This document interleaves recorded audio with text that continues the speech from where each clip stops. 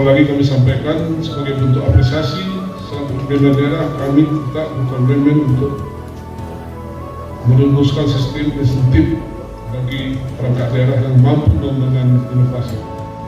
terutama dalam penyediaan anggaran untuk melaksanakan inovasi yang dihasilkan dan akan dijalankan.